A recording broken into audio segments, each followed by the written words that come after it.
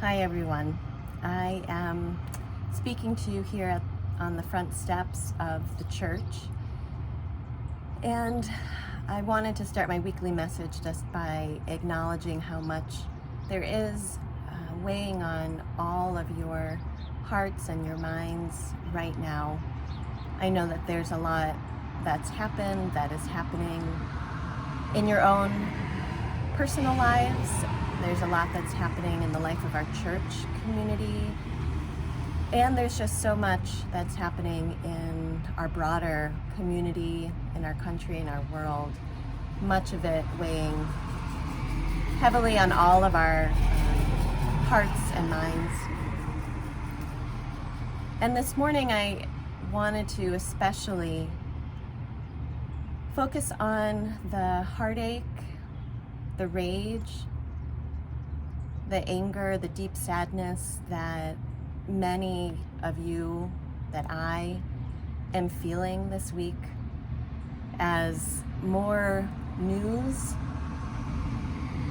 of the violence against Black folks in our communities around the country, the anti-Blackness that has led to fatal violence, the taking of Black lives, especially most recently by unchecked law enforcement. And I know that this is weighing heavily on many of your hearts, and I want to say especially to those of you in our community who might be watching this message, who identify as Black, who are raising Black children, who have family members, loved ones, who live as Black folks in our society. I know that especially for you, this is a enraging, deeply sad, hard to put word to time to witness what has happened to George Floyd, Ahmaud Arbery, so many others. I witness to your pain, and I'm here for you, and I know that others around you are here for you right now too. I want to thank Mara for suggesting that we raise our Black Lives Matter flag outside of the church. Such an appropriate time to do so.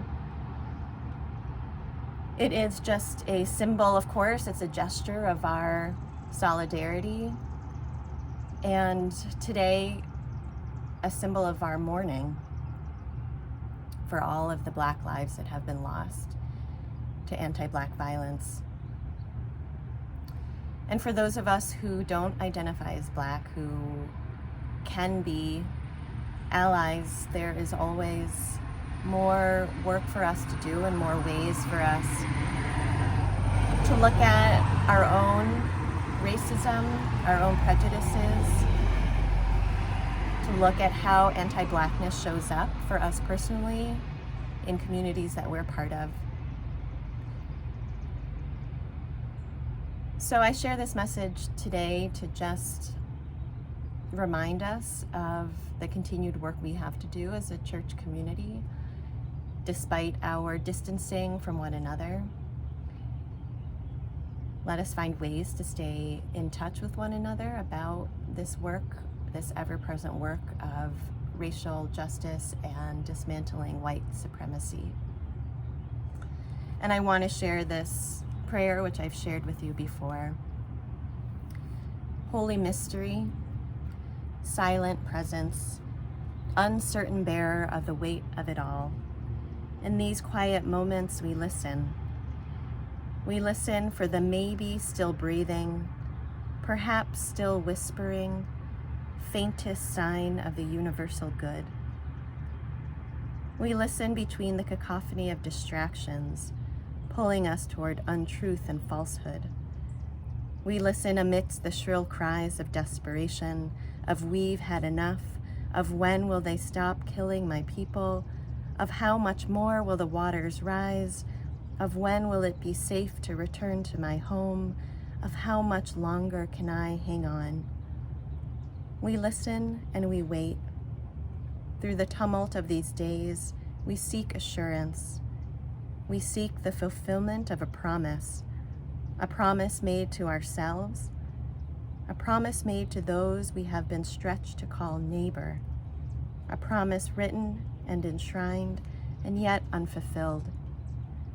Help us, abiding mystery, to hang on, to hold on when all is in question, when all is in doubt. Help us to stay firm to our own commitments and our own promises. Lead us back into connection, back into the bonds of humanity that help us to know each other as beloved. May we continue listening. May we keep watch. May we beckon love and justice and mercy with our own whispers, with our shouts, with our cries, until all know themselves part of the circle of love. May we remember Black Lives Matter. Black Lives Matter. Black Lives Matter.